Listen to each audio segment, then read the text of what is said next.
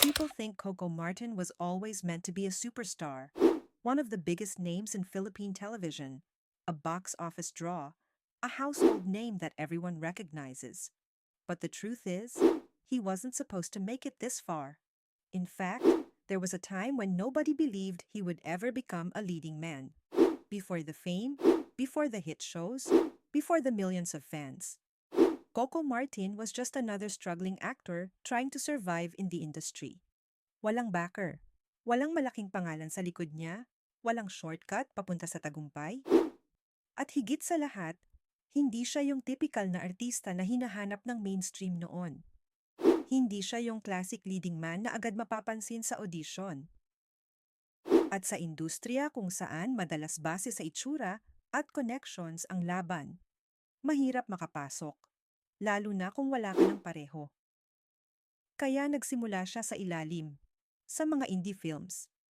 Mga proyektong maliit ang budget, limitadong audience, at halos walang kasiguraduhan kung may patutunguhan ba. Pero dito, nabuo ang isang bagay na mas mahalaga kaysa sa kasikatan, ang kanyang husay. Habang ang iba ay naghahabol ng fame, si Coco Martin ay tahimik na nag-iipon ng experience. Hinahasa ang kanyang talento at unti-unting pinapatunayan na kaya niyang makipagsabayan sa kahit sinong artista. At doon siya unang napansin, hindi dahil sa hype, kundi dahil sa performance. Isa-isa, dahan-dahan, nagsimulang magbukas ang pinto para sa kanya. Maliit na roles, supporting characters, hanggang sa unti-unti siyang napunta sa mas malalaking proyekto. Hindi ito overnight success, walang bigla ang pagsikat. Ito ay bunga ng taon ng paghihirap, tiyaga, at paniniwala sa sarili.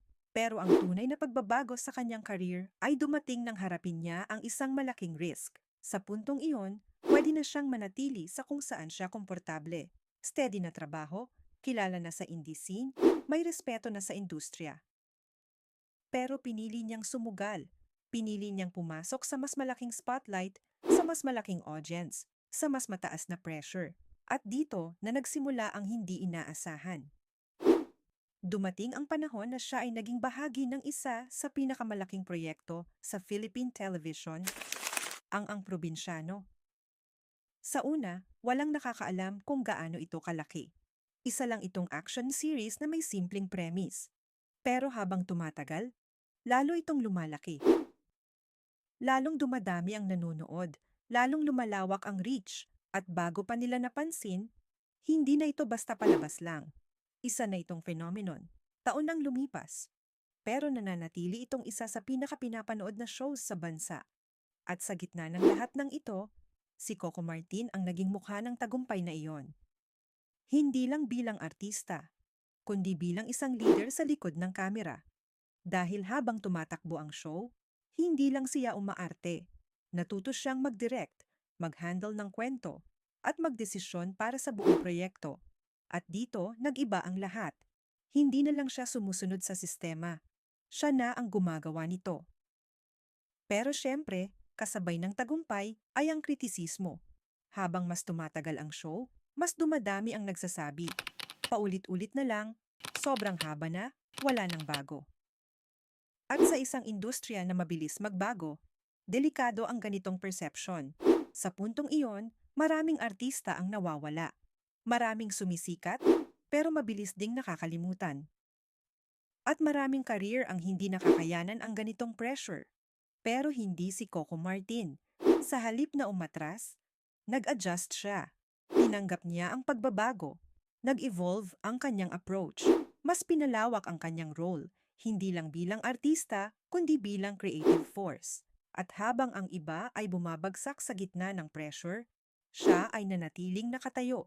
At kung iisipin mo, iyon ang pinakakakaiba sa kanyang journey. Hindi siya sumikat dahil sa isang malaking break lang. Hindi siya naging relevant dahil sa isang hit project lang. Nanatili siya dahil kaya niyang mag-adapt.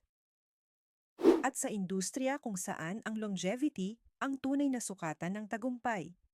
Napakahalaga niyan. Dahil ang totoo, maraming artista ang sumikat. Maraming naging trending, maraming naging viral. Pero kakaunti lang ang tumatagal. at mas kakaunti ang nagiging alamat.